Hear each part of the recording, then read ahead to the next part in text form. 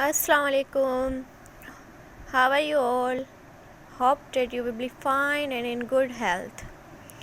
जी आज जो है मेरा टॉपिक वो किसी इंग्लिश के हवाले से नहीं है, बल्कि ओवरऑल जो है वो सिंध यूनिवर्सिटी का, जो कि आपको पता है कि सिंध यूनिवर्सिटी का एंट्री टेस्ट होने वाला है बैचलर और मास्टर्स प्रोग्राम के लिए नवंबर के अंदर। तो उसके लिए जो है मेरे कुछ स्टूडेंट्स ने और कुछ फ्रेंड्स ने जो है मुझसे एक रिक्वेस्ट की थी कि मैं सिंध यूनिवर्सिटी की तैयारी के हवाले से कुछ वीडियोस बनाऊं और उन तक कुछ मालूमात पहुंचाऊं। तो जितनी भी मेरे पास मालूमात है उसके हवाले से जो है मैंने कुछ स्लाइड्स वगैरह बनाना शुरू की हैं। इंशाल्लाह जो है मैं अपने इस चैनल पे मुकम्मल सिंध यूनिवर्सिटी के हवाले से जो भी अहम सवाल हैं, उसकी मुकम्मल जो है सब्जेक्ट्स हैं, उनकी यहाँ पे तैयारी करवाऊँगी। ठीक है, तो उसके लिए जो भी सिंध यूनिवर्सिटी के हवाले से तैयारी कर रहा है या किसी और भी यूनिवर्सिटी के एंट्री टेस्ट के लिए तैयारी कर रहे हैं, तो उनके लिए मैं कहूँगी कि जो है वो मेरे चैनल को सब्सक्राइब कर लें और बेल आइकन पे प्रेस कर लें, ताकि जो भी मेरी न्यू वीडियो है वो जल्द से जल्द उन तक पहुँच सके और वो अपनी तैयारी मुकम्मल कर सके। ठीक है, तो आइए जो है हम चलते हैं सबसे पहले कि हमारा पैटर्न क्या होगा सिंध यूनिवर्सिटी के टेस्ट के हवाले से।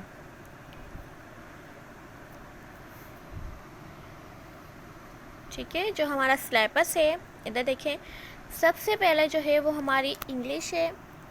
ठीक है, यहाँ पे जो है हमारा इंग्लिश में आएंगे 30 MCQs। उसके बाद जो है हमारा जनरल साइंस है, जिसके हमारे होंगे 20 MCQs। फिर है हमारा जनरल मैथ, जिसके अंदर से हमारे आएंगे 20 MCQs।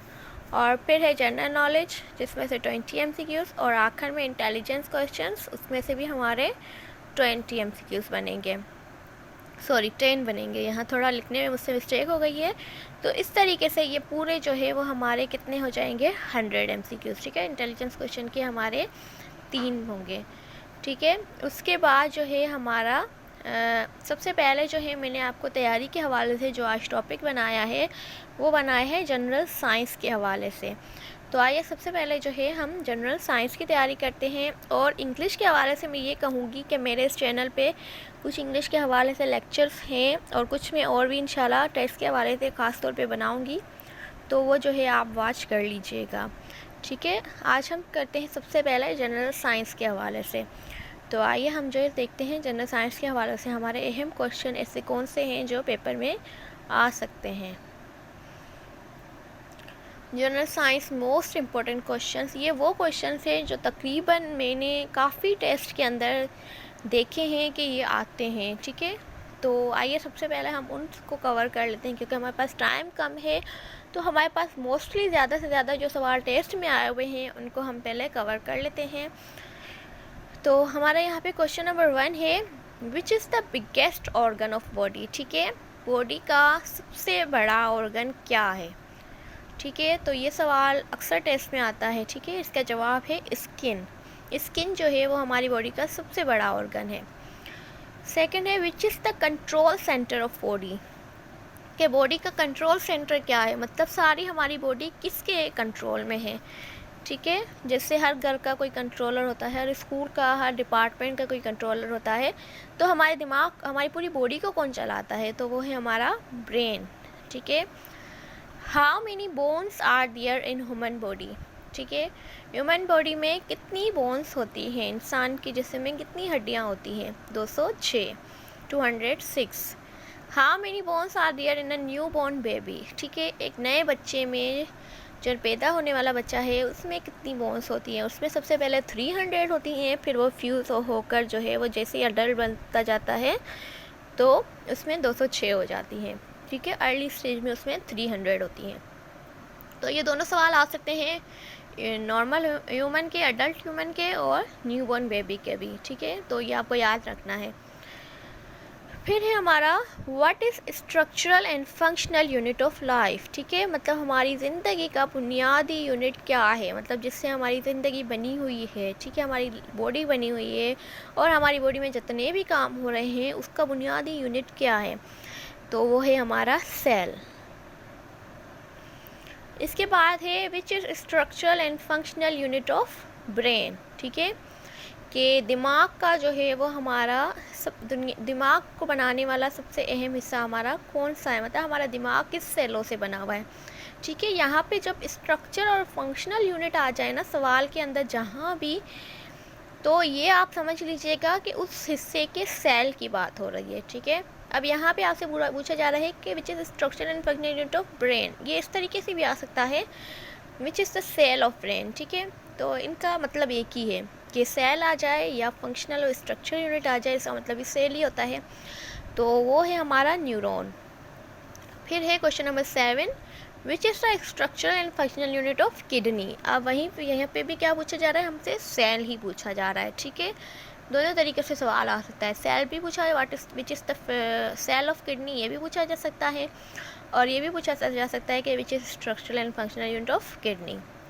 तो दोनों ही सूरतों में हमारा आंसर क्या होगा, नेफ्रॉन। किडनी के सेल को हम क्या कहते हैं, नेफ्रॉन। अच्छा, यहाँ पे ना ध्यान रखना है, कुछ लोग कंफ्यूज हो जाते हैं क्योंकि यहाँ पे दोनों नाम न्यूरॉन और नेफ्रॉन देखें मिलते जुलते नाम है, लेकिन आपको थोड़ा फोकस करना है कि अगर ब्रेन होगा तो न्यूरॉन है, अगर किडनी होगा तो नेफ्रॉन है। उसके बाद है हमारा ये स्टडीज़ के हवाले से लाजमी एक MCQ आता है। ठीक है, तो जो मुझे अहम लगी उसके हवाले से मैंने आपको सवाल सारे बना के दिए हैं।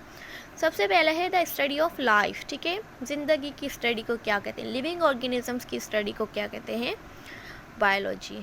ठीक है, फिर है question number 9, the study of structure composition and properties of matter इस कार। ठीक है, मैटर की शक्ल को, बनावट को और खुसूसियात, हम उसको पढ़ने को क्या कहते हैं, केमिस्ट्री। फिर है the study of matter, energy and there interaction. वो कौन सी स्टडी है जिसमें हम मैटर भी पढ़ते हैं, एनर्जी भी पढ़ते हैं और उनका आपस में ताल्लुक भी पढ़ते हैं, तो वो क्या है, हमारी फिज़िक्स। यहाँ पे आपको ध्यान रखना है, अगर जो है वो मैटर, सिर्फ मैटर आए तो फिर केमिस्ट्री आएगा, अगर मैटर के साथ एनर्जी भी आ जाए तो फिर हमारा आएगा फिज़िक्स। ठीक है, फिर है question number 11, the study of plants is car. ठीक है, प्लांट्स की स्टडी को क्या कहा जाता है, तो वो है botany. Question number 12, the study of animals is car. ठीक है, एनिमल्स की स्टडी को, मुताले को क्या कहा जाता है, वो है जूलॉजी। फिर क्वेश्चन नंबर 13 है the study of blood is car. Blood की स्टडी को क्या कहा जाता है, हेमाटोलॉजी। क्वेश्चन नंबर 14 है the study of liver is car. ठीक है, लिवर, जिगर को पढ़ने को क्या कहा जाता है, जिगर के मुताले को क्या कहा जाता है, hepatology. The study of cancer is car. Cancer के मुताले को क्या कहा जाता है, oncology. The study of fungus is car. Fungus, इसकी स्टडी को क्या कहा जाता है, फंगस जो है आपने देखा होगा कि जब हम ब्रेड वगैरह रखते हैं तो जब हमारे ब्रेड वगैरह जो है वो ख़राब हो जाते हैं, ग्रीन वगैरह थोड़े हो जाते हैं कुछ दिन रखने के बाद, तो वहाँ पे क्या आ जाती है, हमारी फंगस। ये किस्म होती है फंगस की, और आप मशरूम वगैरह खाते हो, ये भी एक किस्म का फंगस है। ठीक है, तो इनकी स्टडी को हम क्या कहते हैं, माइकोलॉजी। फिर है द स्टडी ऑफ अलजी। अलजी की स्टडी क्या कहलाती है, phycology. The study of universe, कायनात की स्टडी, ये भी काफ़ी बार MCQs रिपीट हुआ है। ठीक है, study of universe is called cosmology. The study of kidney is called nephrology. ठीक है, यहाँ पे अगेन देखें, जैसे हमने किडनी का सेल और ब्रेन का सेल पढ़ा था, तो इसी तरीके से जो है हमारा यहाँ पर आ गया कि अगर हम किडनी की स्टडी करते हैं तो हमारा नेफ्रोलॉजी आ जाता है। और क्वेश्चन नंबर 21 है कि स्टडी ऑफ न्यूरॉन या ब्रेन, ठीक है, उनकी स्टडी करते हैं तो वो क्या कहलाती है, न्यूरोलॉजी। फिर हमारा question number 22, the study of skin is car. Skin की स्टडी को क्या कहा जाता है, डर्माटोलॉजी। ठीक है, और जो स्किन के डॉक्टर होते हैं उनको क्या कहा जाता है, डर्माटोलॉजिस्ट। इसी तरीके से जो ब्रेन का डॉक्टर होता है वो क्या कहलाता है, न्यूरोलॉजिस्ट, और जो किडनी का डॉक्टर होता है वो क्या कहलाता है, नेफ्रोलॉजिस्ट। फिर है आ जाएं क्वेश्चन नंबर 23 पर, the study of birds is car, के परिंदों की स्टडी को क्या कहा जाता है, ornithology. Question number 24, the study of earth is called geology. फिर है हमारा question number 25, the study of fruits is called pomology. फिर फिर है हमारा question number 26, the study of bones, हड्डियों की study is called osteology. Question number 27 है the study of eyes is called ophthalmology. फिर है हमारा question number 8, the study of soil is called pedology.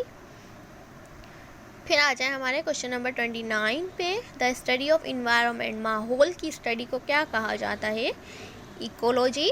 फिर है हमारा question number 30, the study of virus is called virology. ठीक है, आज जो है हमारे अभी जनरल साइंस के 30 क्वेश्चन है। मज़ीद जो है वो क्वेश्चन जो है वो मैं आपको समझाऊंगी।